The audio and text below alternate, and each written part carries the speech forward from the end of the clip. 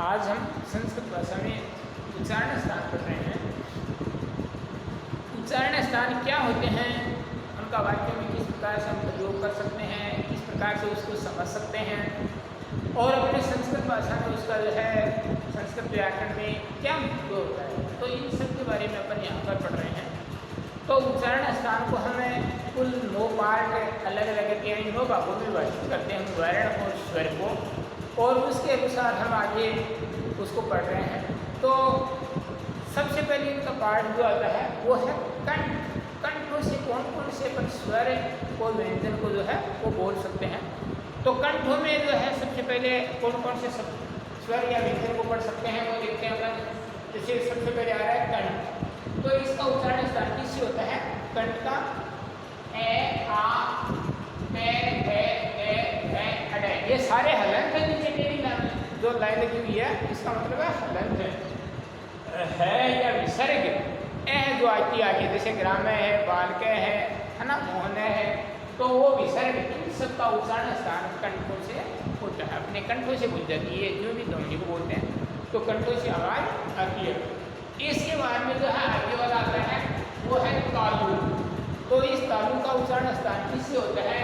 ई है, बड़ी ई है, फिर से वर्ग की लाइन आ जाती है, च है, छ है, ज है, ये सारे हलन होते हैं। और ये और से लगन वाला से इनका उच्चारण स्थान तालु से होता है।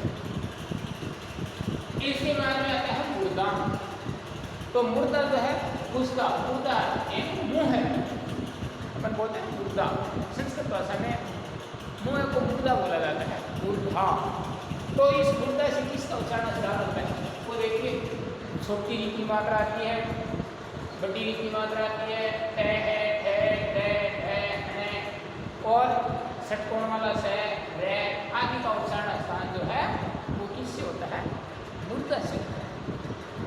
ऐसी बात है इसका उच्चारण स्थान है त्री है,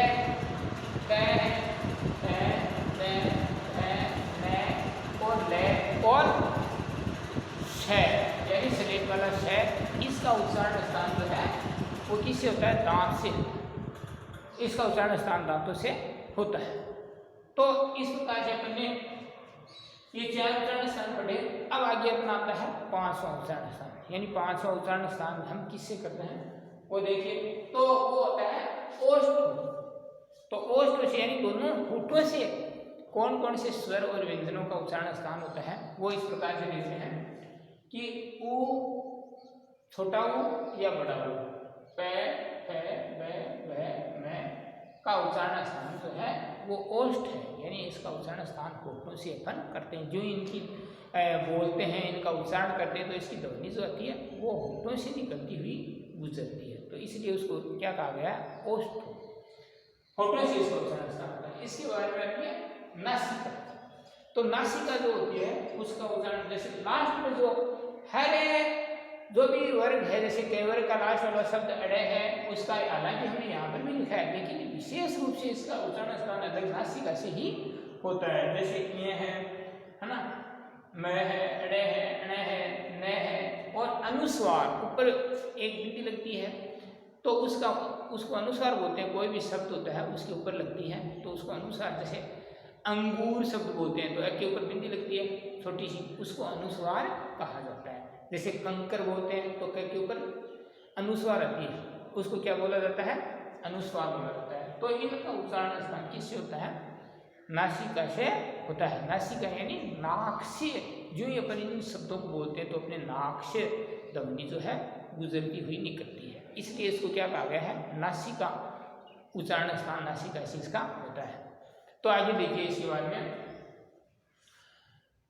फिर है कंठ तालु, यानी कुछ शब्द कुछ स्वर और व्यंजन ऐसे होते हैं जिसका कंठ और तालु, कंठों से और तालु यानी अपने जीभ के जो ऊपर का भाग होता है जिसको अपन मारवाड़ी भाषा में तालवा बोलते हैं, तो उस तालु से और कंठों से होता है। जैसे ए, आई, इन 2 ही शब्द ऐसे होते हैं जिसका उच्चारण स्थान कंठ तालु होता है। कंठ और तालु इन दोनों से जो इन शब्दों और स्वरों को बोलते हैं तो ध्वनि जो आती है वो कंठ और तालु इनको स्पर्श करती हुई जो है आती है, इसलिए इसको क्या कहा गया है, कंठ तालु कहा गया है।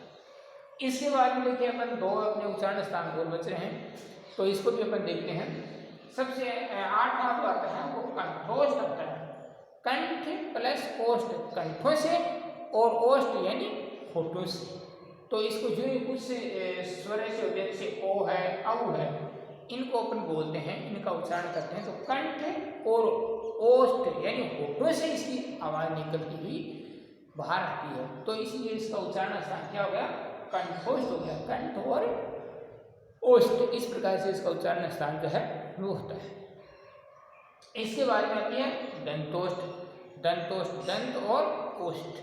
तो दंत और ओष्ठ, इसका उच्चारण स्थान केवल एकमात्र वह शब्द ऐसा होता है, वह इस वह का उच्चारण स्थान जो है वो चीज से होता है, वह का उच्चारण स्थान केवल दंत और ओष्ठ, दंतोष्ठ से होता है। दंतोष्ठ में केवल एक ही जो है व्यंजन आता है, वो आता है वह, और इसका उच्चारण स्थान किससे होता है, दंत और ओष्ठ यानी दांत और होठ दोनों से मिला करके उसका उच्चारण स्थान होता है। यानी वह को अपन बोलते हैं तो दांत और होठों से ध्वनि जो है वो स्पर्श करती हुई ये बाहर निकलती है, इसलिए इसका नाम क्या है, दंतोष्ठ रखा गया है।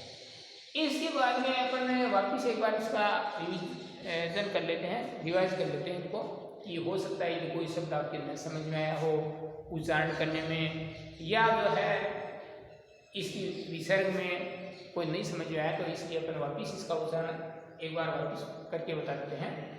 सबसे पहले आता है कंठ, इसका ए आ कैवर, यानी कैवर का मतलब क्या क्या करेगी, पूरी लाइन आ जाएगी। और है या विसर्ग ए है जिसके आगे आता है, तो इसका उच्चारण स्थान किससे होता है, इससे होता है, किससे, कंठ से। इसके बाद में आता है तालु।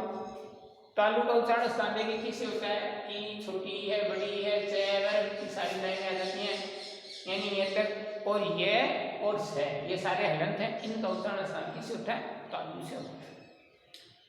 इसके बाद में आता है तीसरा मूर्धा। तो मूर्धा री या बड़ी री, टैवर की सारी लाइन आ जाती है पूरी पूरी, और से षटकोण वाला आ जाता है, और रह जाता है, इनका उच्चारण स्थान किससे होता है, मूर्धा से होता है। इसके बाद देखिए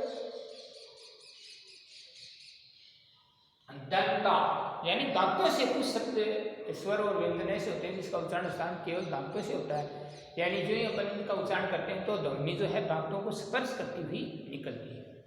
तो दंता जैसे द्रि है, टे थे ने धे ने ले से, इसका उच्चारण स्थान दांत। इसके बाद में है नासिका।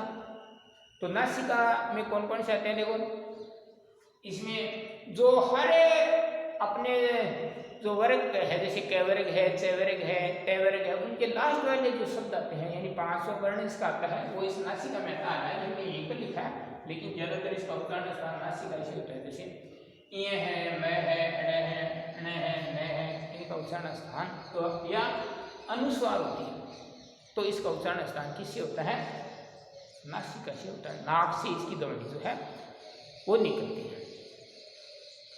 इसके बाद में आता है कंठ तालु। तो कंठ तालु से भी कुछ स्वर और व्यंजन होते हैं जिसका उच्चारण स्थान होता है, लेकिन इसमें ज्यादातर जो है स्वर ही आते हैं। कंठ तालु, इसमें ए और आई दो ही स्वर आते हैं जिसका उच्चारण स्थान किससे होता है, कंठों से होता है, यानी इसका उच्चारण स्थान हम कंठों से करते हैं। इसके बाद में आगे अपन जो है लेते हैं कंठोष्ठ। कंठोष्ठ का मतलब कंठ और ओष्ठ, होठ, कंठों और होठ, इनसे इनकी ध्वनि आती है कुछ ध्वनि। वो देखिए कौन कौन से हैं, ओ है, औ है, इनका उच्चारण स्थान कंठ और होठ इनसे आती है। इसके बाद में आता है दंतोष्ठ। तो दंतोष्ठ, दंत और ओष्ठ, दांत और होठ, इनसे एक ही जो है अपना व्यंजन होता है, उसकी ध्वनि जो है आती है, और वो कौन सा होता है, वह एक ऐसा व्यंजन है जिसकी ध्वनि कंठ और होठों से निकलती हुई आती है, इसलिए इसको क्या कहा गया है, कंठोष्ठ, यानी दंतोष्ठ कहा गया है। दंत और होठ यानी दांत और होठों से वह को बोलते हैं, तो ध्वनि जो है वो दांत और होठों को स्पर्श करती हुई मुंह से बाहर निकलती है, इसलिए इसको क्या कहा गया, दंतोष्ठ कहा गया है। अब इसको आप अच्छी तरह से समझेंगे, समझ करके नोटबुक में आपको करना है, विसर्ग का ध्यान रखना है, जहाँ पर हलंत है उस हलंत को विशेष रूप से आपको ध्यान में रखते हुए गृह कार्य को नोटबुक में करना है, और जो वीडियो आ रहे हैं उनको आपको सब्सक्राइब जरूर करना है। तो इसलिए इनका शुद्धता का थोड़ा ध्यान रखेंगे, भाषा की शुद्धता होनी चाहिए, सुंदरता होनी चाहिए। धन्यवाद।